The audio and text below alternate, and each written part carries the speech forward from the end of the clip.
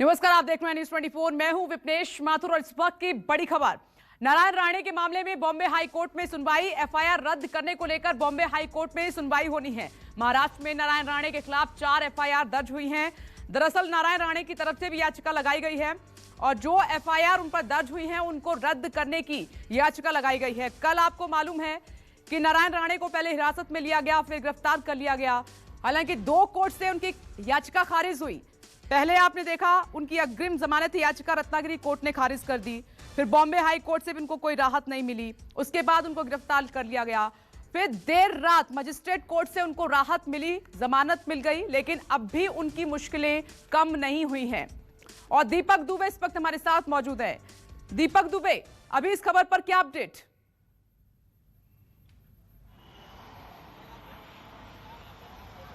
जी, आपको बता दें कि कुछ ही समय के बाद बॉम्बे हाई कोर्ट में सुनवाई होनी है। जो 4 एफआईआर दर्ज की गई है, अलग अलग जिले में दर्ज हुई है नारायण राणे के खिलाफ, चाहे पुणे हो, चाहे नासिक हो या फिर रत्नागिरी और चिपलून का हो। इस पूरे मामले को लेकर नारायण राणे के जो वकील थे सुबह सुबह नारायण राणे के बंगलों पर पहुंचे थे, जहां पर शिवसैनिक और नारायण राणे के कार्यकर्ताओं के बीच में हंगामा हुआ था। नारायण राणे घर पर मौजूद हैं, अपने वकीलों के साथ उन्होंने एक बड़ी मीटिंग की है। अब उनके वकील यहां से कुछ समय पहले निकले हुए बॉम्बे हाई कोर्ट में, कुछ समय बाद वो पहुंच जाएंगे। अब सुनवाई जो होगी वो होगी कि किस तरह से जो 4 एफआईआर दर्ज की गई है उसे क्वैश किया जाए, क्योंकि नारायण राणे के वकील और नारायण राणे के तमाम समर्थक और बीजेपी की तरफ से ये आरोप लगाया गया है कि पुलिस ने सरकार के दबाव में ये कदम उठाया। जबकि कल जब नारायण राणे की कोर्ट में पेशी की गई थी तो वहां पर भी ये सवाल नारायण राणे के वकील की तरफ से कोर्ट में उठाया गया था कि पुलिस के पास कोई संबंध मौजूद नहीं था और इतनी आनन फानन में एक केंद्रीय मंत्री को जिस तरह से पुलिस ने गिरफ्तार किया और कोर्ट में पेशी की और रात को जो जिस तरह से उन्हें जमानत मिली है उस पर भी कहीं न कहीं नारायण राणे के वकील ने ये सवाल उठाया कि किस तरह से पुलिस को इतनी आनन फानन में कोर्ट में पेशी करने की जरूरत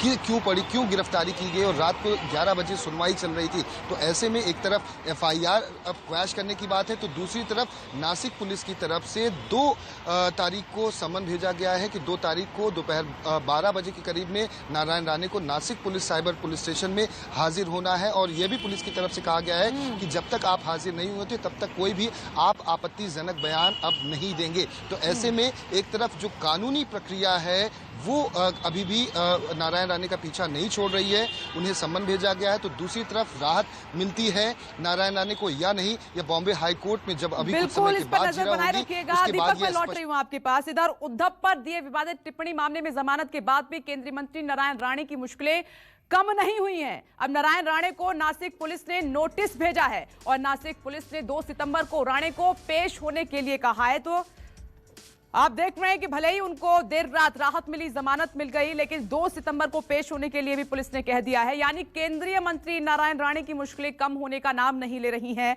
और अब से थोड़ी देर के बाद दीपक अपडेट दे रहे हैं कि नारायण राणे और उनकी वकील की तरफ से कोशिश की जा रही है कि जो एफआईआर 4 उन पर दर्ज हुई हैं उनको रद्द कराया जाए। अब बॉम्बे हाई कोर्ट का इस पर क्या रुख रहता है ये देखना होगा। थोड़ी देर में सुनवाई शुरू होगी। ये 5 तस्वीर इस वक्त आपकी टीवी स्क्रीन पर।